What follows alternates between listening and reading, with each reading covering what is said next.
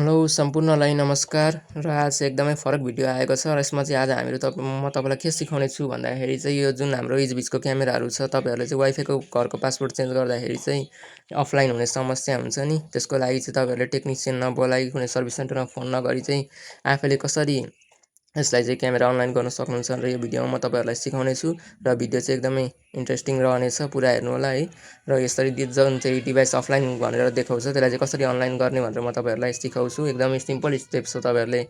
एकदमै सजिलो तरिकाले जान्न सक्नुहुन्छ आफैले गर्न सक्नुहुन्छ है टेक्निसियन बोलाइरहनु पर्दैन यति सानो कामको लागि हैन ल हेरौँ जाउँ है त क्यामेरातिर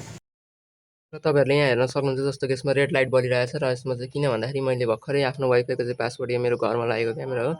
वाइफाईको चाहिँ पासवर्ड चेन्ज गरेको कारणले गर्दाखेरि चाहिँ यहाँ चाहिँ यो डिभाइस अफलाइन देखायो होइन रेड लाइट बल्यो र यो चाहिँ क्यामेराको तपाईँको यो S6C मोडल हो अर्को S7C H9C H8Cहरू चाहिँ यो जति पनि मोडल छ यो 360 रोटेटवाला इचबिचको त्यसमा चाहिँ एउटै तरिका हो र H1Cको पनि तरिका चाहिँ एउटै हो तर त्यसको चाहिँ रिसेट गर्ने यस्तो साइडमा हुन्छ यिनीहरूको जस्तो तपाईँले यो लेन्स छ नि यो लेन्सलाई तल तान्नुभयो भने चाहिँ यहाँनिर ठ्याक्कै मेमोरी कार्ड लाग्ने अप्सन र यतापट्टि एउटा स्विच हुन्छ क्या सानो रिसेट यसलाई एकछिनको लागि यसो 10 सेकेन्ड जति प्रेस गर्नुहोस् तपाईँले अनि 10 सेकेन्ड प्रेस गरिसकेपछि यो क्यामेराले रिसेट भनेर भन्छ सुन्नुभयो नि होइन यति भनिसकेपछि यो रिस्टार्ट हुन्छ तपाईँको अब यो क्यामेरा अब घुम्छ एकछिन हेर्नुहोस् है त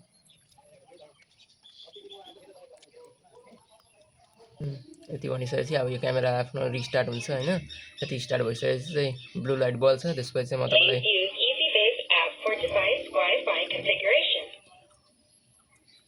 मोबाइलमा लगेर चाहिँ कसरी गर्ने भनेर म सिकाउँछु है यो चाहिँ रिस्टार्ट भइसकेको छ क्यामेरा अब मोबाइलतिर जाउँ है त र यहाँ चाहिँ हामीहरू मोबाइलमा आइसकेका छौँ है र यहाँ चाहिँ मोबाइलमा तपाईँहरूले जुन यो राइटपट्टि जुन डिभाइस अफलाइन देखाएको छ त्यसको तल्लोपट्टि देख्न सक्नुहुन्छ नि यो जुन तिनवटा डट देखाएको छ त्यसमा थिच्नु होला अनि त्यसमा थिचेपछि यो डिभाइस सेटिङमा थिच्नु होला डिभाइस सेटिङमा थिचिसकेपछि यहाँ नेटवर्क सेटिङ रहेको छ सुरुमै नेटवर्क सेटिङमा थिच्नु होला तपाईँले त्यसपछि वाइफाईको अप्सन रहेको छ माथि त्यहाँ थिच्नु होला त्यहाँ थिचेपछि रिसेट चाहिँ हामीले अघि नै गरिसकेको कारणले गर्दाखेरि नेक्स्ट गरिदिनु होला पहिला है यहाँ पनि सिकाउने इन्स्ट्रक्सनहरू देखाएको हुन्छ तपाईँलाई र त्यस्तै इन्डिकेट ब्लू भइसकेको छ त्यसमा टिक लाएर चाहिँ नेक्स्ट गरिदिनु होला र यति गरिसकेपछि चाहिँ तपाईँको यहाँनिर चाहिँ वाइफाईको तपाईँको SSID र पासवर्ड हाल्ने नदिन्छ यहाँ चाहिँ मेरो डिसम फाइबर नेट आज रहेको छ त्यो हाल्नु होला र तलपट्टि चाहिँ वाइफाईको पासवर्ड हाल्नु होला तपाईँले है आफ्नो वाइफाईको चाहिँ के पासवर्ड रहेको छ त्यो हाल्नु होला तपाईँहरूले त्यति हालिसकेपछि चाहिँ सिम्पली तपाईँहरूले चाहिँ नेक्स्ट गरिदिनु होला नेक्स्ट गरिसकेपछि यो चाहिँ हाम्रो अटोमेटिक आफ्नो क्यामेराहरू चाहिँ कनेक्ट हुन थाल्छ र त्यहाँनिर साउन्ड पनि आउँछ होइन वाइफाई कनेक्टेड भनेर क्यामेराले भन्छ र यति भएपछि एकछिन पर्खिनु होला तपाईँले 5-10 सेकेन्ड र यति भएपछि फिनिस भनौँ हाम्रो क्यामेरा चाहिँ अनलाइन भइसकेको छ र त्यसपछि क्यामेरालाई खोल्नु होला र खोलिसकेपछि चाहिँ क्यामेरा चाहिँ अहिले चाहिँ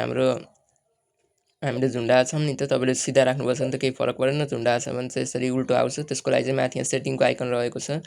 है त्यहाँ थिच्नु होला सेटिङको आइकनमा त्यहाँ थिचिसकेपछि तल इमेज सेटिङमा जानु होला र इमेज सेटिङमा चाहिँ अझै तल जानु होला त्यहाँनिर चाहिँ यो फ्लिप इमेज भनेर हुन्छ र फ्लिप इमेज गर्नुभयो भने चाहिँ तपाईँको क्यामेरा चाहिँ सुट हुन्छ है